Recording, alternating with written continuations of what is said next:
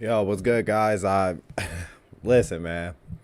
I tried to do a stream earlier and I messed both of them up, so I'm back trying to fix it. But anyways, look, still like, comment, subscribe. You feel me? I feel so stupid right now. Anyways, I'm gonna get straight into the video. It's called foot binding, something I think they did in China. It has caused her mother a lifetime of pain.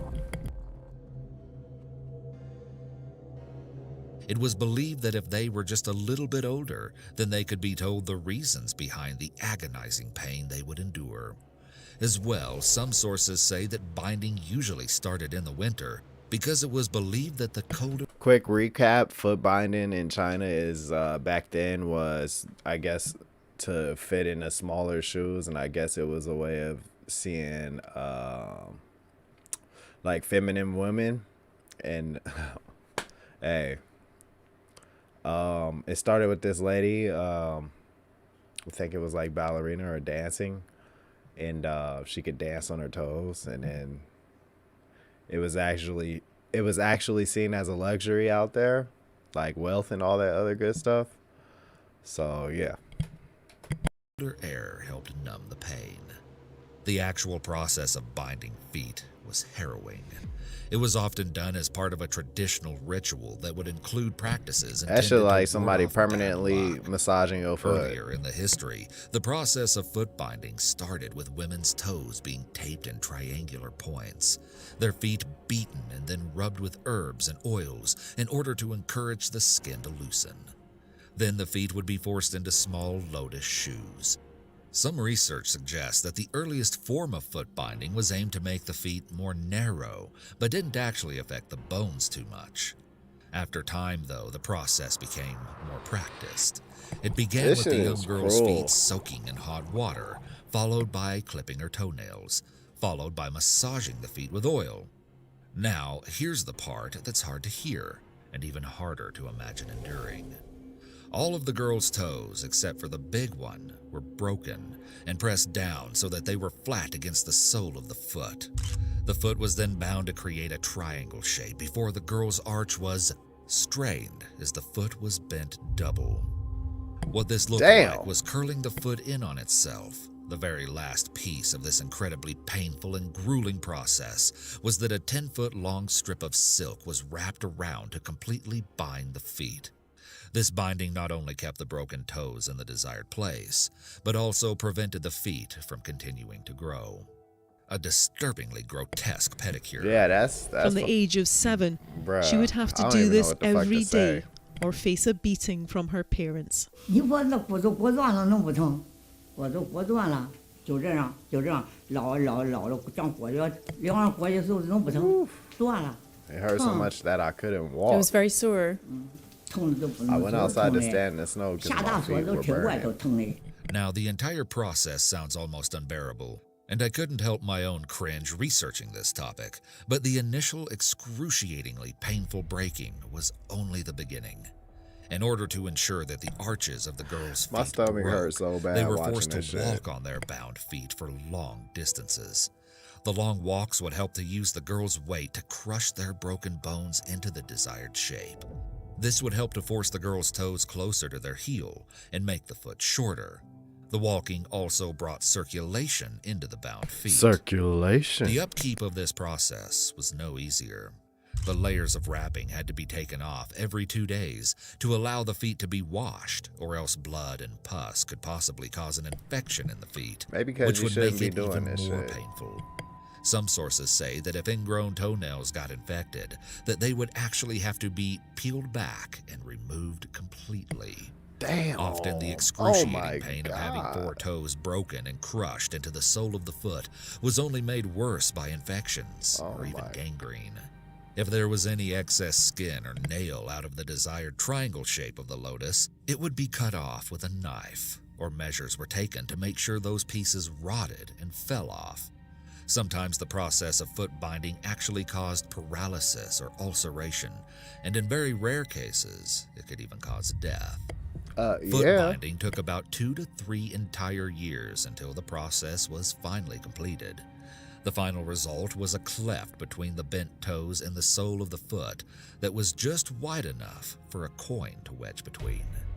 The resulting tiny bound foot was viewed as an example of physical perfection, but only if it was the ideal 3 inches. Yeah, have fun By with the that end shit. of the ordeal, the bound feet would be triangular, bowed, and pointed in shape. Their healed, broken feet would almost resemble a woman's high heel because of the angle of the heel and slope that her toes would take on. The girls would then have to relearn how to walk on their new feet, something that was excruciatingly painful now. A woman could be recognized as having her feet bound not just by her feet, but actually by the way that she walked with a very distinct gait. They essentially could only walk directly on their big toes and heel bones, which meant that they usually took small, stunted steps. It has been described that the women with foot bindings moved almost as if they had hooves. For the rest of Bro, I'm astonished, bro. You know me, I'm usually talking. I haven't said nothing for the past 5. I don't even know how long it's been, but this is crazy. their lives, these women would suffer from weakened bones and ligaments, and when they got older, they were more likely to require crutches or canes, often 2, in order to help them get around. Once the feet were set in the desired shape, women had to continue wearing the binds and leggings over the top with tiny decorative silk shoes. 有个难受，我一看这走都不好走，都是有时扶着墙走，他不管搁劲儿，就一个脚后跟走，只能脚后跟搁劲儿这走。 For the first few years, the feet would be in almost unbearable pain most of the time. But after years and years, the toes became numb until eventually the women no longer had any pain in their feet at all. That's fucking tough. Over bro. almost 1,000 years, millions of women in China had their feet bound. However, there are some estimates that put that number astronomically higher. Any woman who wanted to marry had bound feet. The only ones who didn't were the very poor, or the women who worked in fishing, as they couldn't risk being off balance in the boats with bound feet. That is robot activity right there. You're not finna break my damn feet and have me looking like somebody permanently massaging the other side of my shit. Ain't no way. If you're wondering if women ever tried to undo their bound feet, they couldn't really. Not unless they wanted to suffer almost the same exact experience, but in reverse. It's believed by some that over time, the practice of binding became even more extreme, as skeletal remains show that in the beginning, women's feet were only slightly reduced in size, but compared to women later in history, their feet were made to be even smaller. There's a historical debate about what may have actually been the reason that foot binding held so much status and currency for women for such a long time. Some believe that one of the main reasons that feet were bound in the beginning is because men liked women with small feet, and that there was a male erotic fascination of women with such small feet. However, many people think that this may only be one part of a combination of complex factors. And with this comes an idea that may surprise you to learn, especially after realizing just how horrendously painful foot binding was, is that the 3-inch golden lotus foot was actually thought to be the ultimate erogenous zone. In fact, there is a book from the Qing dynasty that actually lists 48 different ways of playing with bound feet. Another belief about bound feet was that they were supposed to help increase a woman's fertility. The reasoning behind this was that it was believed that the binding helped the blood flow up into the legs, hips, and uterus. There are another few interesting theories about why the practice continued for so long. Women with bound feet found that their tiny feet really restricted their movements. Zhou Guijin spoke about her bound feet and said that, "I can't dance, I can't move properly." Some historians believe that beyond making good marriages, the practice of foot binding may have also been encouraged because of the way that it would limit how far women could even leave their homes. Damn, that's crazy. He said, you ain't going nowhere, baby. Finna break these feeces. That's crazy. As they couldn't move with ease, and so it would help them keep their chastity. This theory also believes that foot binding made women have to rely more heavily on men. But there's new research that suggests this lack of mobility may have also had another purpose, especially in the countryside. There, girls were expected to help aid the family economically, not just through a good marriage, but especially by making things like fishing nets, yarn, mats, cloth, and shoes. Binding a young girl's feet kept them still and working with their hands to contribute to the family's income because they physically struggled to move. They would be sedentary for long hours on end for the years their feet were being broken and bound, and the years after, which is why it was such an advantage to put them to work.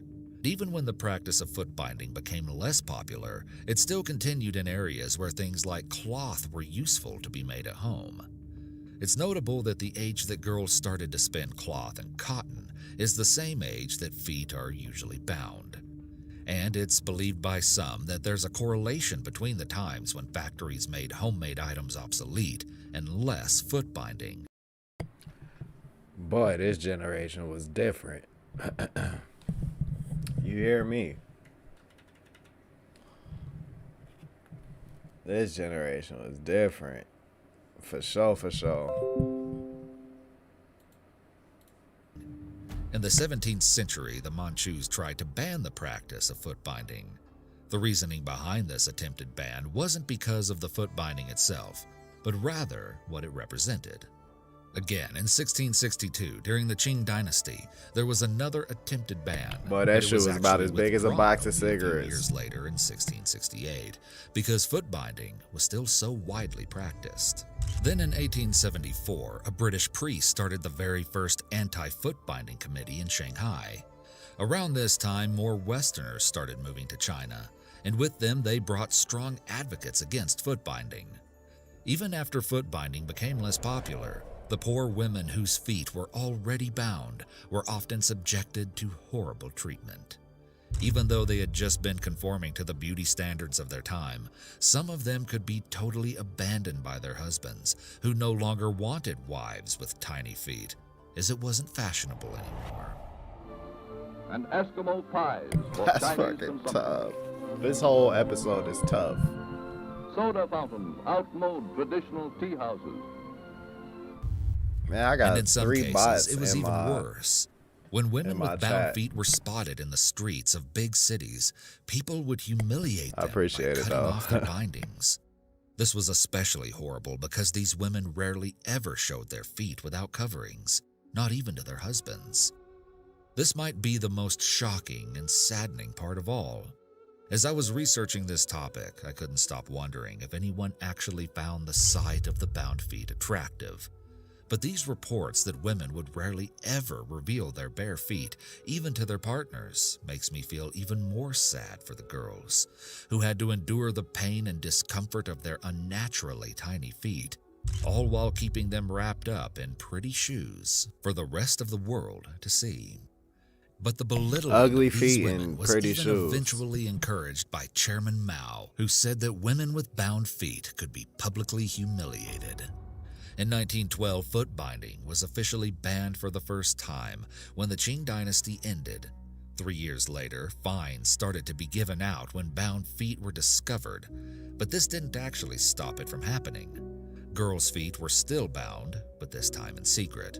Inspectors came to Zhou Guijin's house, and her mother would bandage her feet and put normal-sized shoes on them to trick them into thinking she had big feet. During the 1950s, these women were especially shunned because the Communist Party often required hard physical labor, and these women struggled to work in the fields and alongside their families. Sometimes they even had to work digging reservoirs, which was incredibly difficult work for the average person, never mind the women with bound feet, who suffered even more Never mind the bitches with a half a foot. That's crazy. pain. Because they were in so much pain and so restricted in their movements, their entire families could fail to complete their quotas for production and would have to deal with food shortages because of it. On the other hand, after foot binding was stopped by the majority of China, some of the women whose feet were bound actually gained fame and even formed a touring bound feet disco dancing troupe. Here's something that may shock you to learn. Some of the last women to have their feet bound are still alive. The woman who I quoted earlier about how young bones are soft and therefore easier to break is named Wong Li-fun. She is one of the last women to have her feet bound, but though she's part of the last generation, there were at least 1,800 women who were living with bound feet in the mid-2000s. What? Just back in 2007, she gave an interview to NPR where she said that at 79, she doesn't remember how painful it was to have her toes and arch of her foot broken when her feet were bound by her mother at age 7.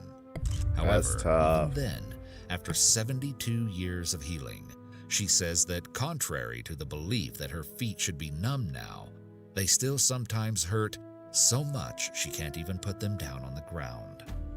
Wong Li-fun's story is one that shows that foot binding was actually something that the girls who underwent the grueling process believed I'm sick they to my actually stomach, needed, chat.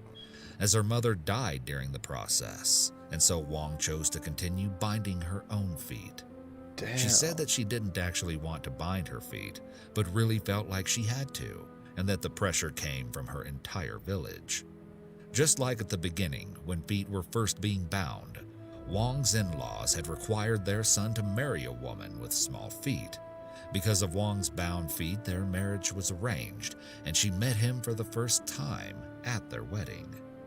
Today, there are very few women alive who still have bound feet, but those who are This EWU history video on the horrors behind foot binding. That's freaking crazy, bro. Let me know what y'all think about that, chat.